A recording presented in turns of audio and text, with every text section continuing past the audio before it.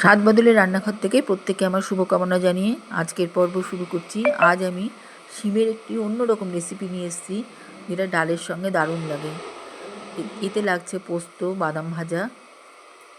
এখানে আমি আলুটা বেশ কেটে নিয়ে নুন হলুদ দিয়ে ভালো করে তেলে একটু লাল লাল করে ভেজে নেব, তাহলে টেস্ট হবে চচ্চড়িটার। অন্য সময় আমরা কি করি, একটু হালকা হালকা সাঁতলে নিই, কিন্তু শিম এখন বাজারে প্রচুর, এক টাইপের রান্না ভাল লাগবে না, ওই জন্য এটা একটু অন্যরকম আর খেতেও খুব ভাল লাগবে। লাল লাল করে শিমটা ভেজে নিলাম, আলুটা ভেজে নিলাম, একটু সাইডে রেখে দিলাম। ওই তেল যেটুকু আছে তার মধ্যে আমি শিমটাও ভেজে নেব আর আলুটা তুলে নেব।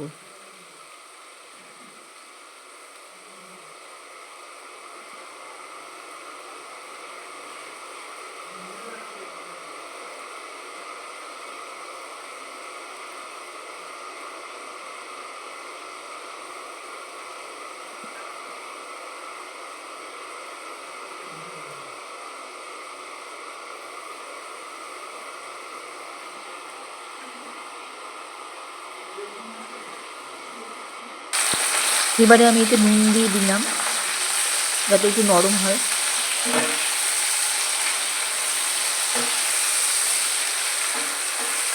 এখানে যে চচ্চড়িটা হচ্ছে তার মধ্যে শিমের একটু রস থাকবে না, শিমটা এমনি ভাজা হবে। কিন্তু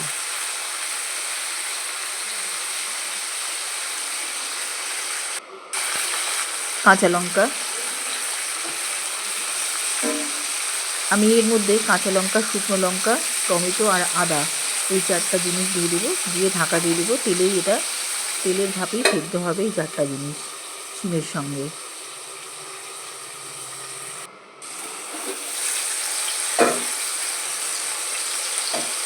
টমেটো আমি সম্পূর্ণ রস ফেলে দিয়েছি, শুধু খোসাটা, আঁশ রস সব ফেলে মানে অন্য জায়গায় কাজে লাগাবো, সরিয়ে দিয়েছি এখান থেকে, কারণ না টক ভাবটা ভাল লাগে না, হালকা একটা টক হলেই ভালো লাগে। এইভাবে খোসাটাকে আমি ভেজে নেব। ওই লঙ্কা, আদা, শুকনো লঙ্কা, কাঁচা লঙ্কার সাথে টমেটোটাও ভাপে সেদ্ধ হবে।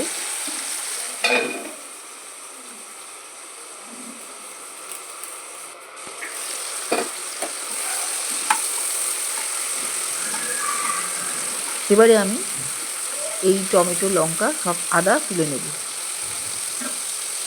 একে একে শুকনো লঙ্কা, টমেটো আর আদার যে ভাপানো আদা, ভাপানো টমেটো, শুকনো লঙ্কা, কাঁচা লঙ্কা, এই ভাপানো সব জিনিসগুলো শিম বাদে সব তুলে নিচ্ছি। এটাকে আমি একটা পেস্ট করে রেখে দেবো, টমেটোর পেস্ট।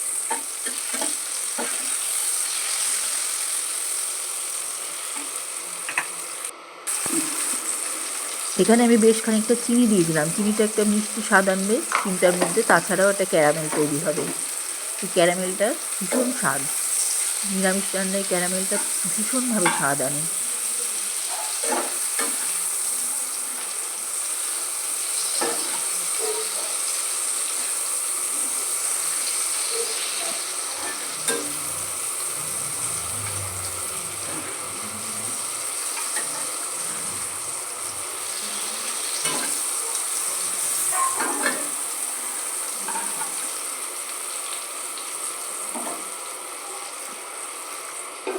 শিমটা ঢাকা দিয়ে দিলাম, কারণ শিম থেকে এবার তেল ছাড়বে।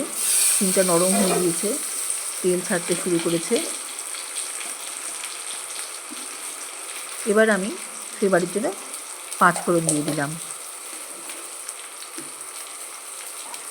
এখানে আর কোনো লঙ্কা টঙ্কা দেবো না, 5 ফোড়নটা একটু ভাজা ভাজা হবে, একটু পুড়ে যাবে। তারপরে বেটে রাখা টমেটোর পেস্ট দিয়ে দিলাম, যেগুলো ভাজা তুলে রেখেছিলাম।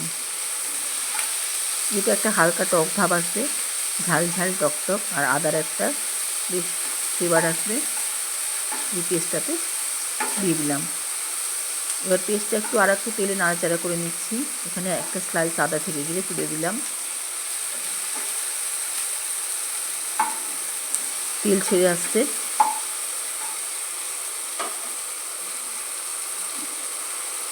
এবার আমি পোস্ত বাটা দিয়ে দিলাম। অসাধারণ হয় এই রান্নাটা। এখন বাজারে শিম সস্তা খুব, এখানে ভাজা বাদামের গুঁড়ো দিয়ে দিলাম, হলুদ, লবণ আগেই দিয়েছি, কড়াইশুঁটি দিলাম, দিয়ে এই মশলাটা একটু কষিয়ে নেব। এবার এটা আলাদা করেই কষিয়ে নিচ্ছি, যেহেতু শিমটা এমনি নরম হয়ে আছে।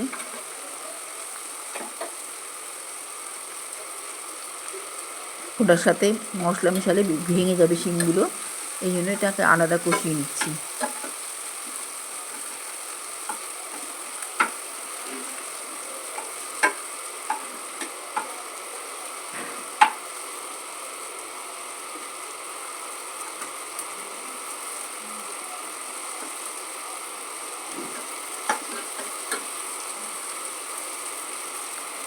এটা বেশ ভাজা ভাজা হবে। তারপরে আমি একটু জল দিয়ে দেবো। এইখানে আমি একটু তেল ছিল বাটিটার মধ্যে, তার মধ্যে জলটা দিয়েছিলাম, কারণ টেস্ট হবে ভালো, ওই জন্য এই তেলে জলে দিয়ে দিলাম একটু। এইভাবেই মজে আসবে। এবারে আমি শিমের সঙ্গে আস্তে আস্তে পুরো মশলাটাকে মাখিয়ে নিচ্ছি।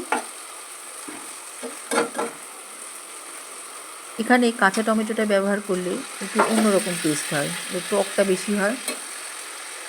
আর এরকম করে করলে একটু ভাপিয়ে নিয়ে একটু ভেজে নিয়ে করলে খুব সুন্দর টেস্ট হয়। এবারে আমি এর মধ্যে আলু ভাজাটা দিয়ে দিলাম।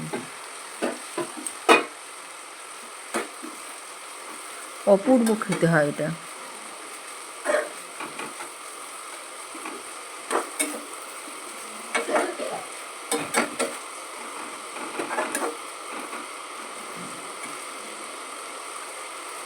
শীতকালে নিরামিষ সবজি রান্না শুধু ভাত হলেই খাওয়া হয়ে যায়। এরকম ধরনের যে কোনো শীতকালীন সবজিগুলো এত টেস্টি হয়। ফ্রেশ সবজি যেমন তেমন করে রান্না করলেই খেতে ভাল লাগে। ব্যাস, এটা যেই জলটা দিয়েছি হালকা জলটা টেনে নিয়ে সব একসাথে তেলও ছাড়তে শুরু করবে। ধনে পাতা দিয়ে দিলাম, ধনে পাতার ফ্লেভারটা ওর সাথে যোগ হবে। হয়ে গেল আমার। এটা আস্তে আস্তে মজে এলেই রান্নাটা কমপ্লিট।